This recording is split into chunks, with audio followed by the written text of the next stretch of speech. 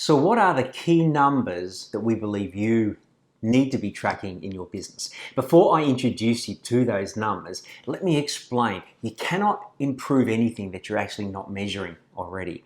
And by the way, the sooner you start measuring these key numbers, automatically the sooner you will start to improve them.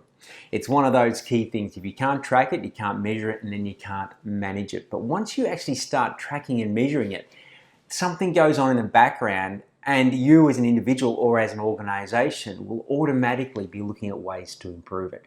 So what are those numbers? The first one is your gross profit. Now, your gross profit is what we call your real income. After paying for the costs and the direct costs of delivering your product or your service, mainly your materials and your labor and the other incidentals around it, what are you actually keeping out of every dollar that you earn? How many cents in that dollar do you actually then keep to run the rest of your organization and ideally make a good healthy profit, net profit at the end? So your real income, your total sales income, that's what we call the vanity number. Your gross profit, what you're keeping, is your reality number. So that's the first one. The second number we talk about is your break even. You know, your break even is what is the total number of jobs based on your average or the income you require to just cover costs in your business. Now, to work out your break even will vary depending on the type of your business.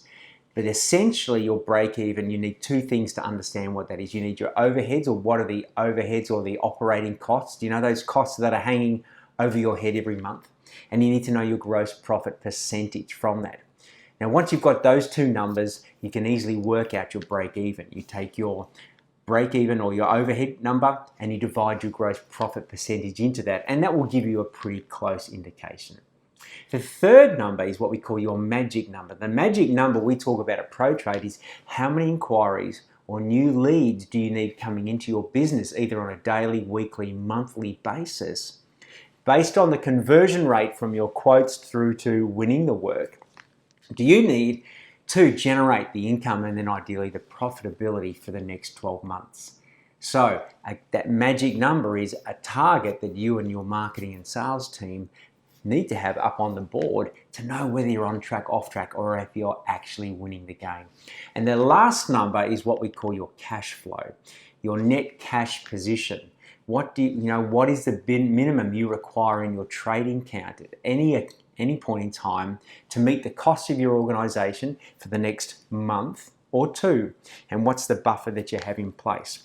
Also knowing what is the expected bank account balance based on your trading cycle in the next week, the next 4 weeks, and if you can forecast it out to be the next 2 to 3 months in advance. That will depend and vary greatly based on the type of customer you work with and the type of work that you do.